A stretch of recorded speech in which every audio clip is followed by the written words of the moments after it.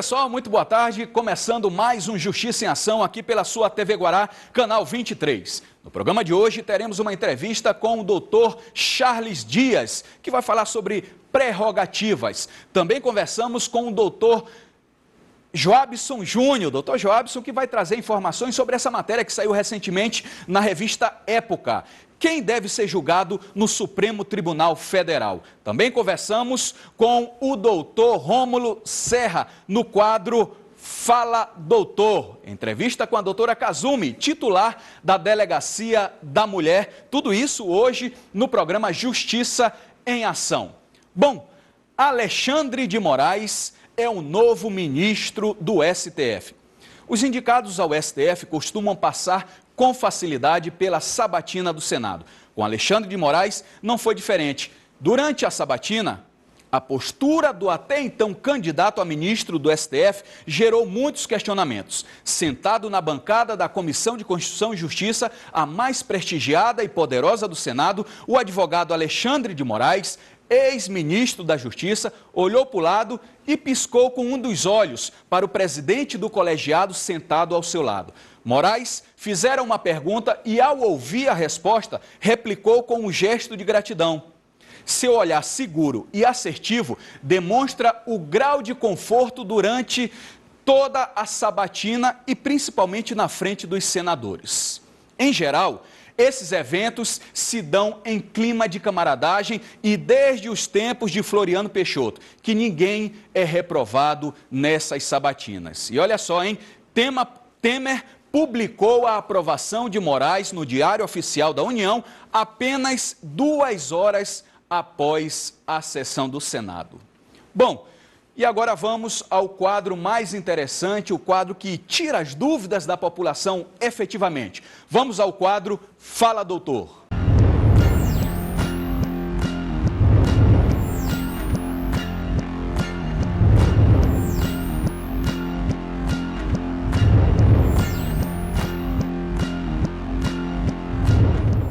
Bom, esse quadro caiu nas graças da população de São Luís, no sentido de que eles estão se sentindo representados aqui pelo Justiça em Ação. Estamos tirando as dúvidas do telespectador, tanto em vídeo quanto via Facebook. E mais uma vez eu quero agradecer a presença do doutor Rômulo Serra, que vai tirar nossas dúvidas, as dúvidas do telespectador, tanto por vídeo quanto por Facebook. Doutor Rômulo, mais uma vez é um prazer recebê-lo aqui no programa. Obrigado, Fidelix. Boa tarde. Espero, mais uma vez nesse sábado, possa dirimir as dúvidas dos telespectadores. Bacana. Bom, quadro de hoje, iremos tratar mais uma vez sobre essa relação de consumo e os problemas que essa relação traz. E vamos à primeira dúvida do telespectador. Veja. Doutor, eu sou obrigado a pagar a taxa, 10% dos garçons.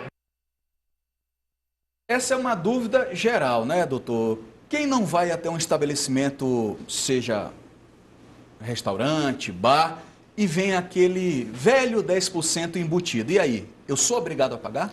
Fidelix, é uma situação do nosso cotidiano. Na verdade, essa pergunta, a resposta é não é obrigatório o pagamento dos 10%. Os 10% funcionam da seguinte forma, como uma forma, na verdade, do estabelecimento bonificar o empregado pelo serviço prestado.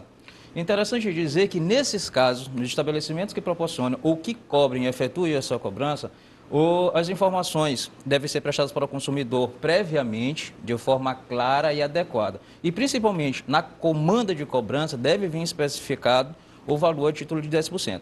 Interessante notar e dizer que, em nenhum momento, o consumidor pode ser constrangido a pagar esse valor ou, muito menos, ser induzido a isso. Até porque, nesses casos, mesmo pagando o valor menor, ele não pode ser de nenhuma forma constrangido, tanto pelo estabelecimento comercial, por quem está efetivando essa cobrança. Então vamos lá, chegou a notinha, tem lá especificado, eles especificaram os 10% e tal. Então, eu tenho a opção de não querer pagar. Eu aviso o garçom, olha, não vou pagar os 10%. Correto. Eu não posso ser obrigado, né? Correto, você não pode ser obrigado. Agora, se não tiver especificado e tiver embutido, você não pode, isso é uma prática ilegal e abusiva, né? Pelo Código de Defesa do Consumidor, artigo 39, inciso 5º, que diz que é manifestadamente ilegal proporcionar em desfavor do consumidor uma vantagem manifestadamente em detrimento da cobrança. Perfeito. Vamos à próxima pergunta do telespectador pelo Facebook. E a sua participação é importantíssima. Colabore com o nosso programa, acesse o nosso Facebook, a nossa fanpage. É só digitar Justiça em Ação. Não tem o programa antes. É Justiça em Ação e aí você encontra todas as informações necessárias do nosso programa. Vamos à primeira pergunta. O Pedro Júnior pergunta: se eu compro em uma loja de uma grande rede, a troca pode ser realizada em uma outra unidade dessa rede? Por exemplo, doutor, não vou citar nomes e vou trazer a Mesbla, que existia aqui. Sim. Eu compro na Mesbla da Rua Grande e quero fazer a troca na Mesbla do Quatraque. É possível? Fidelix, o que acontece nesse tipo de situação? Não há qualquer situação disposta nesse sentido em nossa legislação. Então, não há um regramento legal nesse sentido. O que acontece nesse tipo de situação é que fica a disponibilidade, no caso do estabelecimento, de ofertar essa opção para o consumidor. Ocorre que, uma vez essa opção disponibilizada em favor do consumidor, no caso, o estabelecimento, fornecedor de serviço ou produto, já se torna obrigado, já é detentor de dever e de obrigação, portanto, deve ser cumprido. Acontece, terceira situação, uma situação diferente a essa, é na situação de o produto apresentar um vício ou defeito. Nesse caso, o consumidor pode se reportar a qualquer loja, que seja, a qualquer unidade que seja da rede. E aí já é diferente, né? Já é diferente, ele pode fazer, desde que esteja no período de troca ou de garantia, que seja legal, contratual, e para efetuar a troca do produto. Então, teve um defeito, um vício, atendendo o prazo, existe uma norma para isso. Porém, de acordo com a pergunta do telespectador, não há embasamento jurídico. Não há embasamento jurídico. Existe, no caso, para ficar bem lúcida a situação, bem esclarecida, existem as três situações. Para trocar em outra loja de outra unidade da rede, no caso, se não houver defeito, produto, qualquer tipo de situação como esse, fica a liberalidade do fornecedor de serviço ou produto. Uma vez ofertado essa opção, disponibilizada essa opção em favor do consumidor, já obriga e vincula, no caso, a rede a cumprir isso. E no caso que a terceira opção, em havendo vício ou defeito do produto, tendo dentro do prazo legal de troca ou de garantia, é a obrigação do estabelecimento efetuar a troca do produto. Perfeito. Vamos a mais uma pergunta do telespectador. Doutor, meu nome é Emanuele. Como eu faço para trocar um produto comprado pela internet? Bom, hoje em dia essa compra via internet tem crescido muito, né, doutor? Então a pergunta dela é bem pertinente. É uma situação que, inclusive, eu acho que já foi até matéria aqui de um dos programas aqui de esclarecimentos que nós demos nesse tipo de situação. O artigo 49 do Código de Defesa do Consumidor disponibiliza em favor do consumidor a possibilidade que nós chamamos de direito do arrependimento, de fazer a troca do produto, de se rescindir o contrato pelo prazo de 7 dias, em produtos comprados fora do estabelecimento comercial. Então, esse tipo de situação, no caso, a pessoa comprando fora do estabelecimento, que hoje é a grande demanda devido ao nosso cotidiano, a correria, esse tipo de situação, a partir do momento da efetiva entrega do produto, o consumidor pode se arrepender de comprar o produto durante o prazo de 7 dias. E nisso, formaliza-se o pedido através de carta, de escrito, manda-se para a empresa ao qual comprou ou adquiriu o produto, para efetivar a troca do produto, devolução, isso sem qualquer tipo de cargo ou ônus. Beleza, perfeito, doutor. Vamos a mais uma pergunta via Face, fanpage, e relembrando que a sua participação é importantíssima, né? É só digitar aí na busca do Facebook a palavra, o nome do programa, Justiça em Ação. Bom, a Mariana Cunha: fiz uma compra no estabelecimento comercial e perdi a nota fiscal. Fiz a solicitação da segunda via e estão me cobrando pelo serviço. Doutor, isso é legal? Bom, é uma situação que mais ou menos se reporta à situação anterior e que não tem um regramento específico em nossa legislação com relação a isso. Existem 2 pontos específicos que seria interessante nós esclarecermos. O primeiro ponto diz com relação à obrigatoriedade da entrega da segunda via. No caso, como eu disse anteriormente, não existe um regramento com relação a essa obrigatoriedade de entrega de uma segunda via pelo estabelecimento. Mas, Ao meu ver, justamente por equilíbrio da situação entre as partes e principalmente pelo princípio da boa-fé, que é o que norteia as relações de consumo, eu não vejo problema ao estabelecimento comercial efetivamente entregar a segunda via, até porque não gera qualquer tipo de ônus para a empresa, no caso. Já a segunda questão diz com relação à cobrança. A cobrança ela é totalmente abusiva, totalmente ilegal fazer esse tipo de situação. Não pode impedir ou compelir o consumidor a ter que pagar efetivamente um serviço como esse. É vedado pelo Código de Defesa do Consumidor, é tido como prática abusiva. É chegar para o consumidor e exigir dele uma manifesta vantagem. E isso é totalmente ilegal e abusivo. Portanto, não pode se cobrar esse tipo de situação. Perfeito, doutor. Doutor Rômulo, mais uma vez, a sua participação foi brilhante, muito esclarecedora, e eu tenho um desafio ao senhor. Eu fiz o convite ao senhor no programa passado e o senhor prontamente aceitou, e tenho mais um convite. No programa que vem, nós estamos nos propondo a mudar um pouquinho, né? A gente percebe que essa relação de consumo é muito forte, que todo mundo tem dúvidas, e eu estou junto com a produção deu a ideia e eu falei, por que não trazer esse debate? É colocar aqui no Justiça em Ação um debate. E aí eu quero lhe fazer o convite, né, para estar junto conosco nesse debate, será o senhor, doutor Rômulo Serra, junto com o Duarte Júnior, que é o presidente do PROCON, é advogado, para a gente abrir o leque, conversar sobre várias situações, essa agora que nós podemos ter a cobrança diferenciada em cartão e em dinheiro, a gente vai trazer para a discussão. E eu quero aproveitar que estamos aqui com as câmeras ligadas, né? lhe enquadrar e perguntar, o senhor pode estar presente junto conosco nesse próximo programa, junto com o Duarte Júnior? Posso sim, Neto. Vai ser um prazer, é sempre engrandecedor o debate, ainda mais na presença do diretor do PROCON, Duarte Júnior. Aceito, convite aceito sim. Bacana, bacana. Então, próximo programa confirmado, um debate interessante com o advogado Duarte Júnior e o advogado Rômulo Serra. Vou de intervalo, na volta tem mais Justiça em Ação.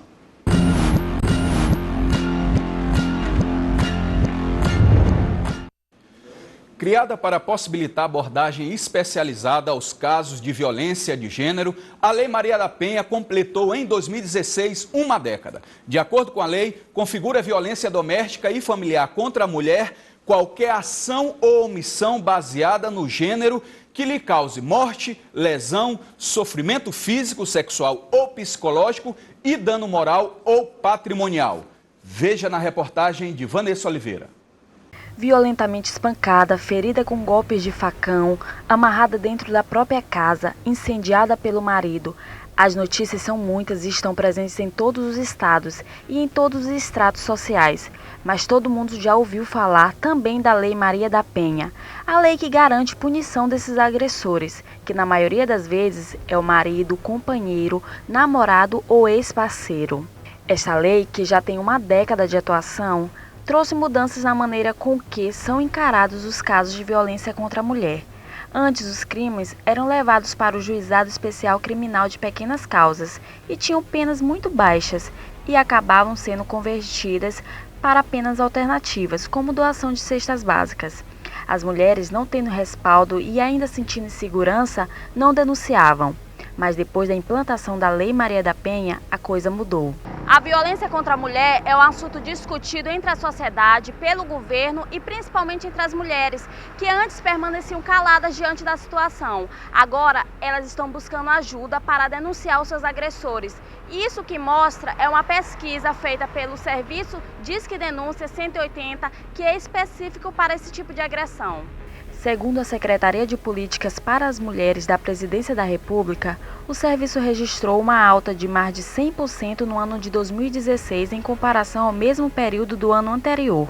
Desse número, 44,74% são relatos de violência, 325% de cárcere privado, 129% de violência sexual e 151% de tráfico de pessoas. Desde sua criação em 2005, a Central de Atendimento à Mulher já registrou mais de 5 milhões de atendimentos, O Disque 180 recebe denúncias de violência contra a mulher, além de ser uma fonte de orientação às mulheres sobre os seus direitos.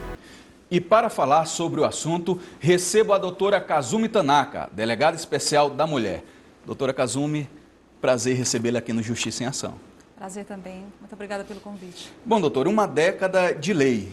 Queria que a senhora falasse efetivamente quais foram os avanços pós-Lei Maria da Penha.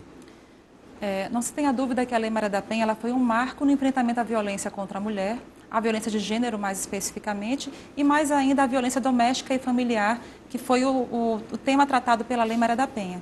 Então, nesses 10 anos de existência da Lei Maria da Penha, a gente pode avaliar como altamente positivo os resultados, os avanços que se conseguiu alcançar, mas também sabendo que a lei por si só não é capaz de transformar a realidade, porque a gente sabe que, na verdade, o que se está combatendo é uma cultura machista e patriarcal que ensina homens e mulheres a acharem que a violência é natural dentro das relações domésticas e familiares. Então é isso que a Lei Maria da Penha veio trazer e veio combater. E sobre isso, pegando um gancho, tem até ditados como em briga de marido e mulher não se mete a colher, justamente o que a senhora tem falado, que é essa questão cultural. E eu percebo, doutor, e me corrija se eu estiver errado, que combateu principalmente a falta de informação efetiva na população.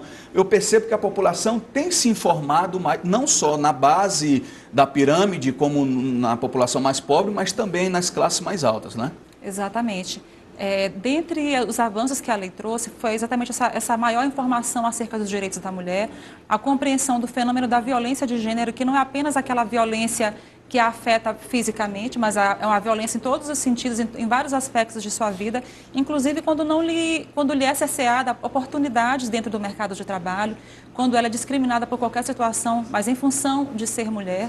Então, assim, tudo isso foi visibilizado após a Lei Maria da Penha, então por isso que eu também marco que ela foi um grande instrumento de luta pela garantia dos direitos da mulher. Então, assim, ela veio mesmo para fazer com que essa discussão acontecesse, para que as pessoas realmente conseguissem transformar suas relações e as suas vidas. Então, não existe só a violência física, né? Existem outros tipos de violência, né? Exatamente.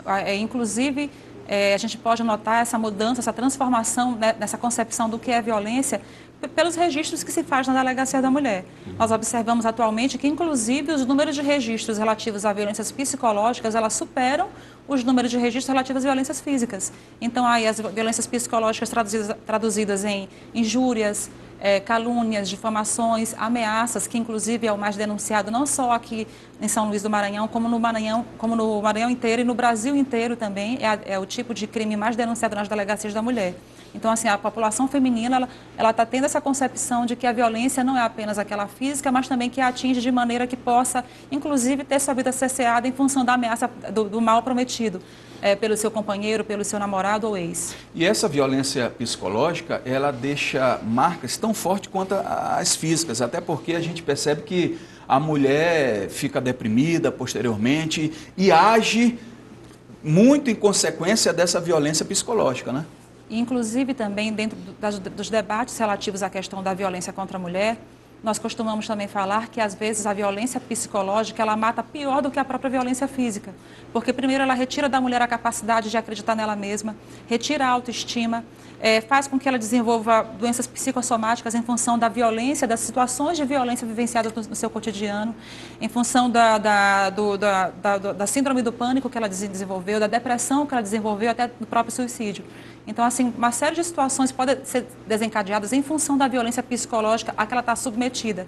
Até porque também dentro de uma relação, principalmente amorosa, em que ela está inserida, em que ela aguenta e que ela suporta em nome de uma série de situações, em função dos filhos, em função da dependência afetiva, em função da dependência econômica, tudo isso faz com que, em algum momento, ela não suporte mais aquela situação e que esses problemas, de fato, venham a acontecer. E essa violência, doutora, a lei ela ampara a violência do marido com a esposa ou abrange mais essa questão? Não, ela é mais abrangente. Inclusive, ela pode alcançar relações como, por exemplo, entre namorados, entre ex-namorados, pai com filho, tio com sobrinha. Não trata-se apenas de relação amorosa? Não trata-se apenas de relação amorosa. Então, assim, ela é bem mais abrangente.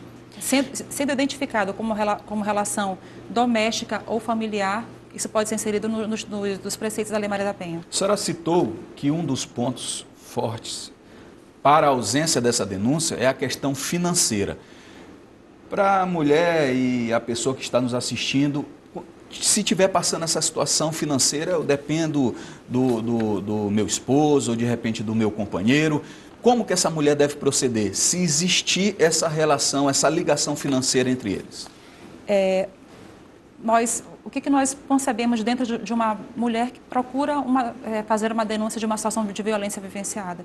Ela não vem apenas denunciar, olha, eu fui vítima de agressão, de lesão corporal do meu marido e ponto. Eu fui vítima de ameaça e ponto. Não, ela vem com uma série de demandas que estão ali para ser atendidas. Ele me ameaçou, ele me agrediu, isso já perdura já há um longo tempo, mas eu dependo financeiramente dele, mas eu não acredito que eu seja capaz de ser inserida no mercado formal de trabalho porque não tenho capacidade para ser inserida no mercado formal de trabalho.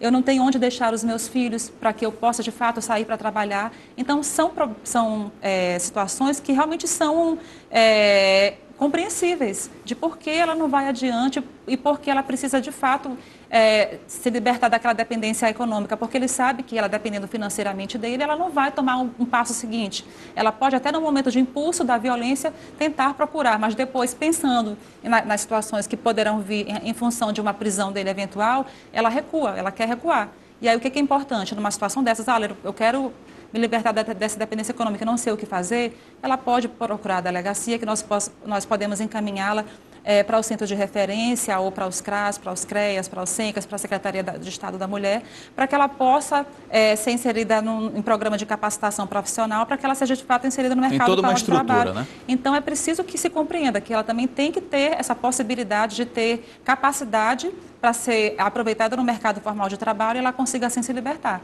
Então, isso é importantíssimo que, no caso, o poder público, a política pública que deve alcançá-la, disponibilize para ela essa possibilidade de ser inserida em cursos de capacitação para que ela tenha essa possibilidade de ser inserida. Como também o poder público, ele também deve desenvolver uma política que institua, que de fato instale creches próximos a bairros de periferia, para que a mulher tenha a possibilidade de sair para trabalhar e deixar seus filhos no local que tenha uma responsabilidade com eles. Isso tudo a senhora analisou depois de trabalhar no meio, com o dia a dia.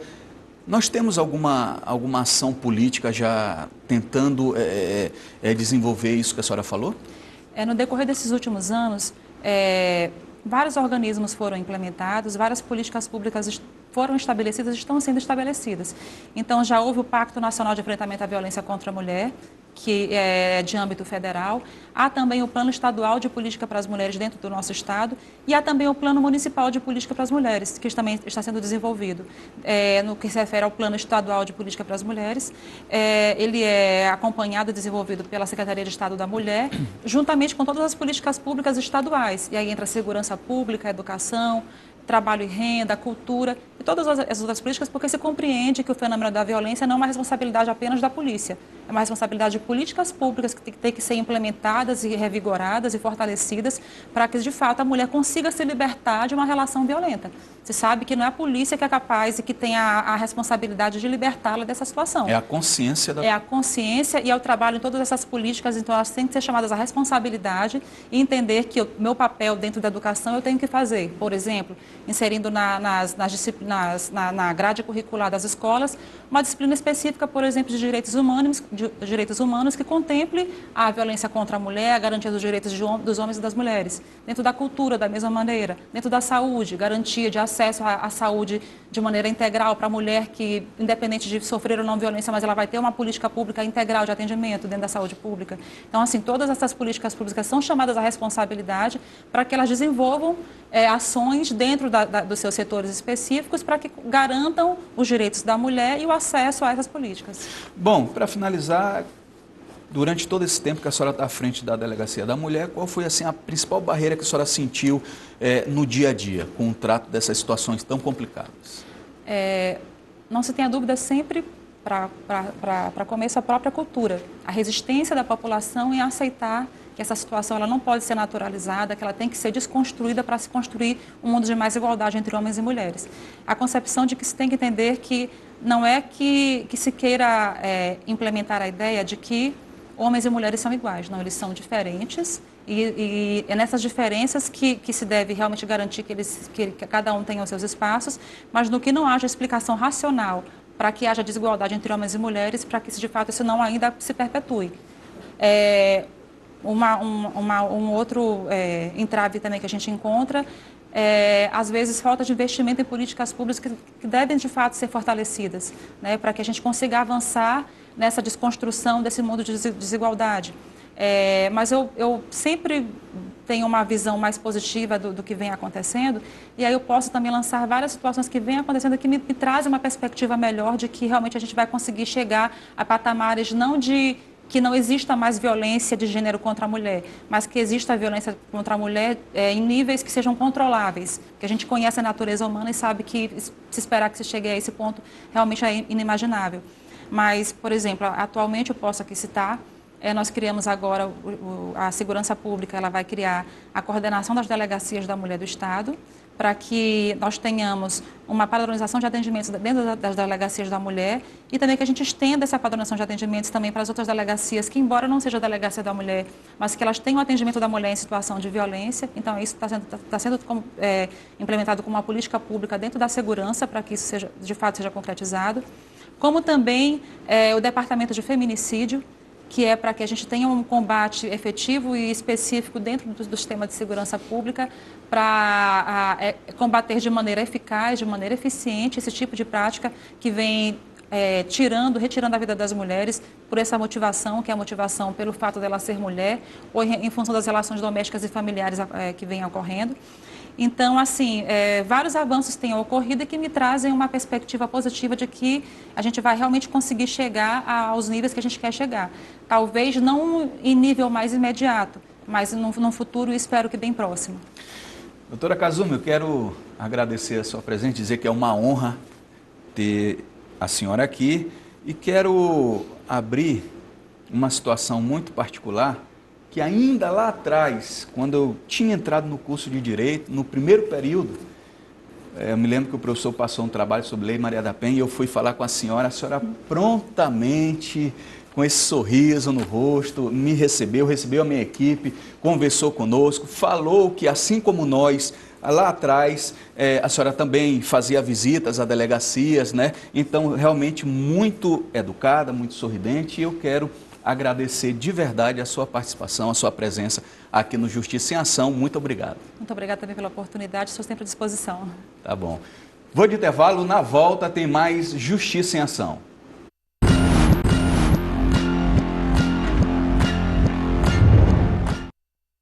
Em matéria recente na revista Época, o STF mais uma vez ganha os holofotes e traz um questionamento interessante.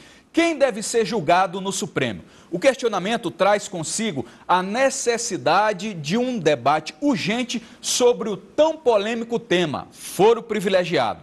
O STF quer limitar o foro privilegiado dos políticos aos crimes cometidos somente em exercício do mandato. E o que é foro privilegiado? Como funciona? Veja na reportagem da Vanessa Oliveira. Está na boca do povo e em todos os meios de comunicações.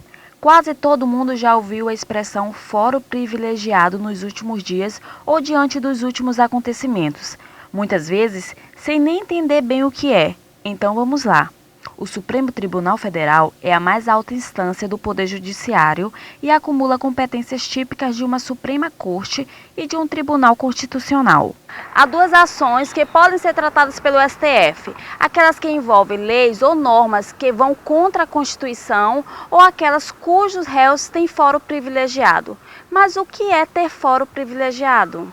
Este, como o nome já diz, é um privilégio concedido às autoridades políticas que não são julgadas em tribunais de primeira instância, como a maioria dos brasileiros. O foro privilegiado ou foro prerrogativa de função permite que deputados, senadores, ministros de Estado e outras autoridades só possam ser investigados com autorização do Supremo Tribunal Federal. E para falar do assunto, recebemos o doutor Joabson Júnior. Doutor, prazer receber o senhor mais uma vez aqui no nosso programa. Prazer meu. Bom dia, Fidelix. Todos estão em casa. Bom, a gente deve iniciar o quadro, na verdade, o bloco falando basicamente o que seria o foro privilegiado para que a população entenda. O foro privilegiado também tem outro nome, né? Foro por prerrogativa de função. Sim. Que alguns juízes entendem que são diferentes, mas eu entendo que são iguais. O que é isso? É uma proteção para aqueles cargos mais importantes do nosso país. É uma proteção para aquele indivíduo que, porventura, cometerá um crime e tem que ser julgado pelos tribunais superiores. Sim. O que ocorre? Muitas das vezes, as pessoas que ocupam esse cargo se utilizam dessa prerrogativa para cometer alguns crimes e ser julgados em instâncias superiores, usando da função para não ser assim, vamos dizer, julgados em instâncias inferiores, onde eles não teriam aquela influência como tem nos outros tribunais. Bom, o Supremo Tribunal Federal está querendo agora limitar, né, toda essa questão do foro privilegiado e, na sua opinião, o senhor acha que essa limitação vai trazer efetivamente a diminuição da impunidade? Eu colaboro com esse entendimento. Por quê? Porque, como já diz o nome, né, foro por prerrogativa de função. Sim. E não do indivíduo que ocupa o cargo. É a função e não a pessoa. Exatamente. Essa que é a justificativa da proteção. Vejamos, algum ministro ou algum senador comete um crime antes de ser senador, por exemplo. Ou então ele cometeu um crime por improbidade, quando ele era prefeito. Então ele não pode ser protegido eternamente. Ele tem que responder na instância inicial, para o juiz inferior, por esse crime. Agora, a partir do momento que ele comete um crime, um desvio, por ser senador, aí eu entendo que ele deve ser julgado pelo STF, que é que compete julgar senadores. E na sua opinião, doutor, por que nós temos uma abrangência tão grande, um leque tão aberto para essa questão do foro privilegiado? Tantas pessoas são contempladas por essa situação. Porque, na verdade, quem faz a lei, né, quem legisla, eles, infelizmente, legislam em causa própria. Sim. A partir do momento que eu sou do Congresso Nacional e eu faço a lei, eu não vou querer proteger só alguns, eu me incluo nisso. Então, esse lobby, que hoje ocorre muito no Brasil, na hora de criar a lei, eles perguntam, ou até mesmo na Constituição, né? Eles perguntam quem deve entrar, por que eu não estou, por que não. Então, isso foi gerando um leque muito grande que chegou onde está. Agora eu tenho uma dúvida, né? E chegou até no nosso Facebook essa pergunta e me despertou até uma certa curiosidade. Porque o juiz de primeira instância, ele não está apto para julgar um senador, por exemplo. Qual é a barreira que impede um juiz de primeira instância a estar, de repente, julgando um senador? Como eu falei anteriormente, uma meramente conveniência. O medo que o juiz de primeiro grau é tão competente como o ministro. O ministro é um juiz. Sim. Só tem o nome de ministro porque é titulado assim, mas ele também é um juiz. Ele vai julgar a lei. Então, o juiz de primeiro grau é tão competente como o do STF. Não tem nenhuma lei ou Constituição que distinga ao juiz do ministro. Mas, como eu falei anteriormente, é a maneira de proteger aqueles pares. Eu sou senador, eu estou mais próximo do STF, alguns eu conheço, tenho contato, então eu trago esse processo para próximo de mim para que eu seja futuramente absolvido, no caso, o que gera que fica muito incrédulo, né, o STF, por pensar dessa maneira. Recentemente também o Romero Jucá, ele fez meio que uma ameaça, né? Dizendo que poderia também ver a possibilidade de limitar, né, a questão do foro privilegiado para o judiciário ou no judiciário. E eu percebo que existe também uma guerrinha, né, uma disputa entre os poderes. Na sua opinião, doutor, como poderemos chegar a um denominador comum? Qual seria esse denominador comum para que a gente pudesse ter um meio termo agradável, tanto para uma situação quanto para outra? Foi claramente uma retaliação. Sim. Que o senador quis fazer com relação aos magistrados e do Ministério Público. Uma ameaça. Se o foro não for me proteger, os membros também não poderão, nem juízes, nem desembargadores, nem membros do Ministério Público. Só que, como sempre, o povo indo para as ruas, por aquela motivação pública de brigar, fez com que ele botasse atrás. Num dia, ele fez o projeto de lei e ele retirou, porque ele viu que o povo não aceitou essa retaliação. Então, para que a gente possa continuar sendo um Brasil livre, nós temos que delimitar o foro privilegiado só em alguns aspectos e manter a advocacia livre, o Ministério Público livre e o juiz também de forma autônoma. E sobre esses aspectos, né, determinar apenas em alguns aspectos o foro privilegiado. Na sua opinião, quais são os requisitos que de repente poderia habilitar a pessoa a ter o foro privilegiado? Quais seriam esses aspectos que o senhor de repente poderia falar, olha, esse realmente tem os requisitos e ele seria de repente um mandato ou teria que ter efetivamente alguns requisitos a ser preenchido?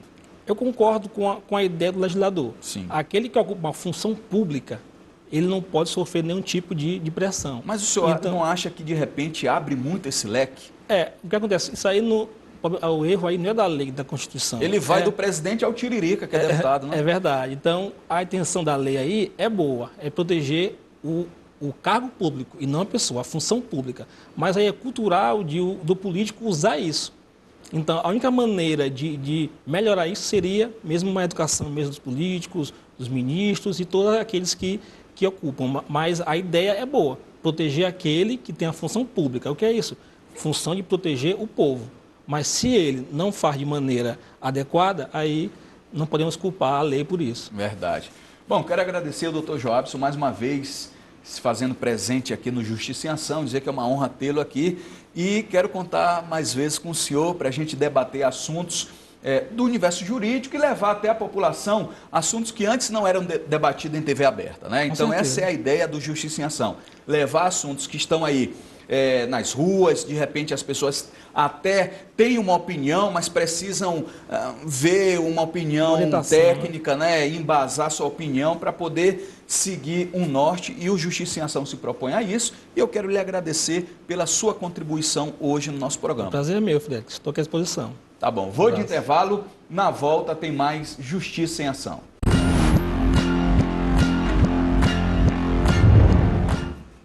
As prerrogativas dos advogados estão previstas pela Lei número 8.906/94. A lei garante a esse profissional o direito de exercer a defesa plena de seus clientes, com independência e autonomia, sem temor do magistrado, do representante do Ministério Público ou de qualquer autoridade que possa tentar constrangê-lo ou diminuir o seu papel enquanto defensor das liberdades. Essas regras garantem, por exemplo, que o advogado tenha o direito de consultar o processo até mesmo sem uma procuração, ou nos casos de ações penais e inquéritos, naqueles protegidos por sigilo judicial mediante procuração, ou seja, são garantias fundamentais, previstas em lei, criadas para assegurar o amplo direito de defesa. Prerrogativas profissionais não devem ser confundidas com privilégios, pois tratam de estabelecer garantias para o advogado enquanto representante de legítimos interesses de seus clientes.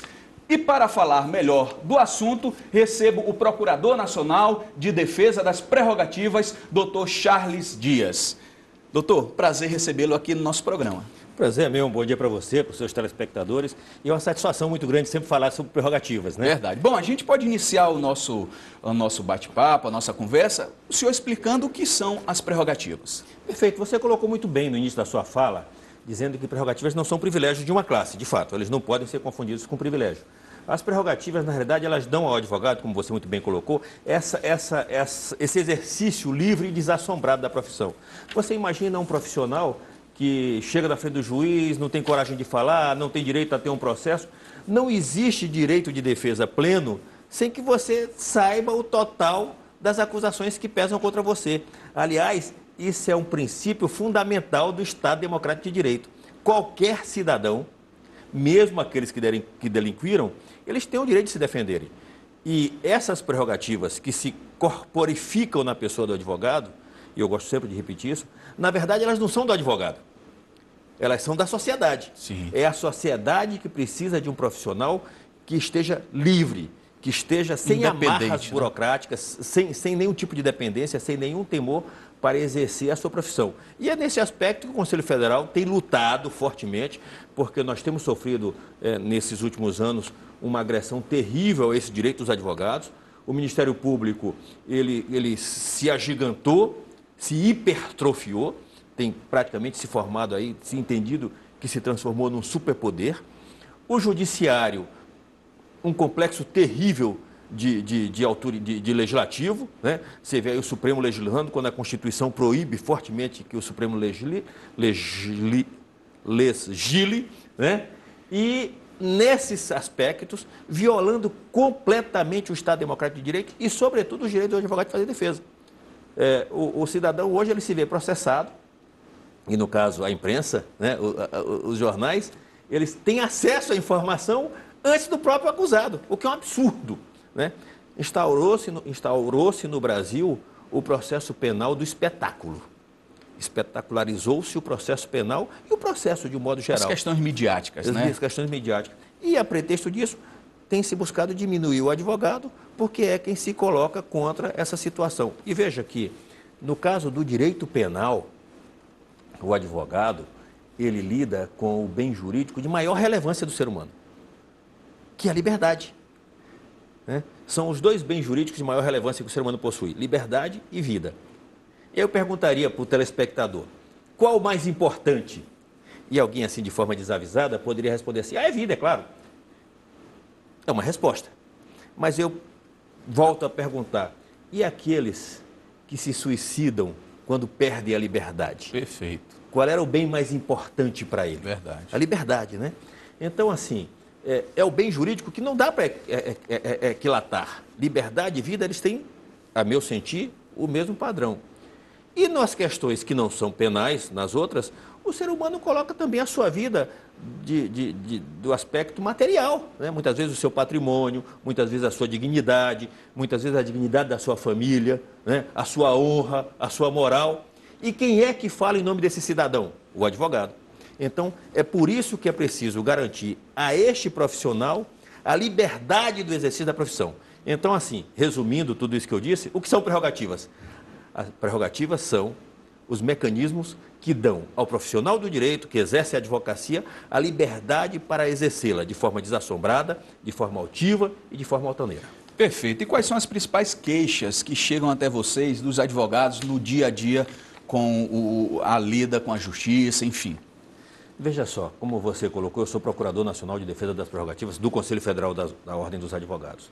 E o que tem nos preocupado sobremaneira é uma tentativa, no sentido de apequenar a advocacia, de criminalização da atividade profissional. Eu tenho visto aí, por exemplo, na questão da lei de abuso de autoridade, que agora está em discussão no Congresso, eu tenho visto juízes dizer assim, mas você não pode criminalizar o ato de convicção. E eu concordo. O ato de convicção, se feito de forma legítima, de forma dentro do livre convencimento, ele não pode ser criminalizado. Ele pode ser criminalizado se ele for doloso. E aí, se for doloso, já não é exercício de ato de convicção. Né? Da mesma forma que não se pode criminalizar, por exemplo, o juiz, na lei do abuso de autoridade, pelo ato de convicção, também não pode criminalizar o médico pelo ato de convicção, não pode criminalizar o engenheiro, mas também não pode criminalizar o advogado. Você tem advogados que, pela emissão de parecer, por exemplo, emissão pura e simples emissão de parecer, não vinculante, se veem processados porque deram um parecer dizendo, olha, de acordo com a lei 8666, por exemplo, né, tal circunstância permite que se faça um processo com dispensa de licitação, por exemplo, né? E aí o prefeito ou o gestor, para não citar prefeito, mas o gestor faz esse processo, e o processo era, por exemplo, para comprar um tomógrafo computadorizado. Só que o gestor não compra um tomógrafo computadorizado, compra uma centrífuga. Sim. Que culpa tem o advogado que deu o parecer?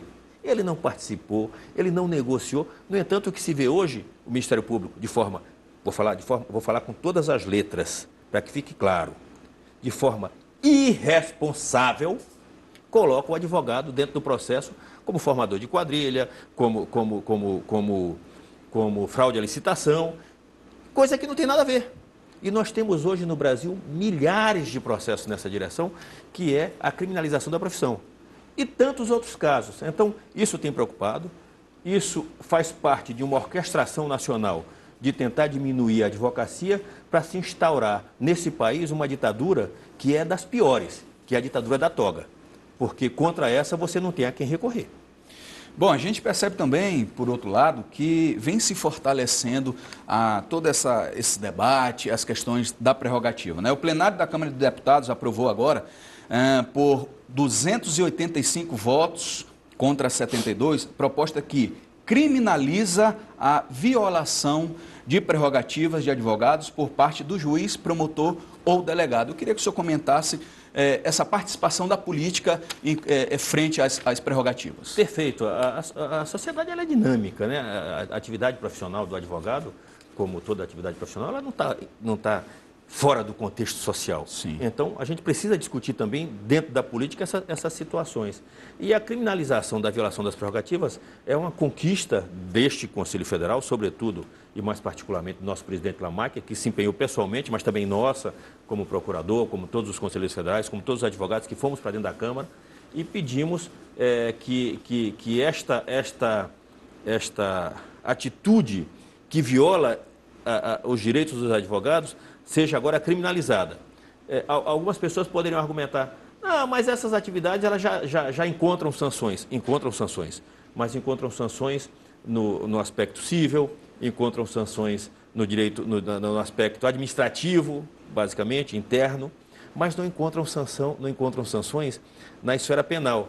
E algumas pessoas argumentam, não, mas aí querem criminalizar, na esfera penal não vai ter efetividade, ou isso. Claro que vai ter efetividade, porque uma condenação penal, ela traz repercussões outras, além da mera pena, né? Ela traz o caso da pessoa deixar de ser primária, ela traz uma série de restrições ao indivíduo que forçará a autoridade a respeitar as prerrogativas. E agora há pouco eu estava vendo a discussão sobre a questão da lei da Maria da Penha. Isso, que tivemos no bloco anterior. E eu estava comentando ali fora que existem leis que não provocam nada, que é, no caso, a grande maioria, porque nesse país se tenta resolver tudo por canetada. Existem leis que são evolucionárias, né? Elas provocam uma evolução no comportamento da sociedade, mas existem leis que são revolucionárias. E eu reputo a Lei Maria da Penha como uma lei revolucionária. A lei da ficha limpa, por exemplo, uma lei revolucionária. Por quê? Porque ela modificou o comportamento social no que consiste a determinadas circunstâncias. Mudou o dia a dia. Mudou o dia a dia. Eu entendo que também esta lei, se aprovada no Senado, e a gente crê fortemente nisso, ela também será uma lei revolucionária, porque ela vai resgatar para a sociedade brasileira, não para os advogados, mas para a sociedade brasileira, o pleno exercício do direito de defesa e consolidar, o que é fundamental, consolidar o Estado Democrático de Direito. Porque você não pode pretender uma sociedade mais ética e mais justa se combate crime cometendo crime. Verdade. O limite do judiciário, o limite do Ministério Público e o limite da polícia tem que ser a Constituição Federal. Esse é o nosso teto. Dele nós não podemos passar. Então, dentro desse teto é que nós temos que permanecer. Bom, para que a população entenda quais são as principais prerrogativas que esse profissional, o advogado, pode usufruir, contar. São muitas. O artigo 7º da lei que você acabou de citar, que é o Estatuto da Advocacia, ele trata de todas as prerrogativas. Mas pelo menos as principais. Eu vou falar das mais recentes, sim, que foram as conquistas mais recentes desse Conselho. Por exemplo, da mulher advogada, a lactante ou a gestante, né? Ela tem prerrogativa, por exemplo, a parturiente, de suspensão dos prazos por 30 dias, caso ela seja a única advogada no processo, para que ela possa acompanhar o seu processo, não haja solução de continuidade. Então, suspende o prazo sem prejuízo da parte. Ela tem direito de sustentação antecipada nos parlatórios. Então, chega uma gestante para fazer uma sustentação oral no tribunal, então, é direito dela fazer a sustentação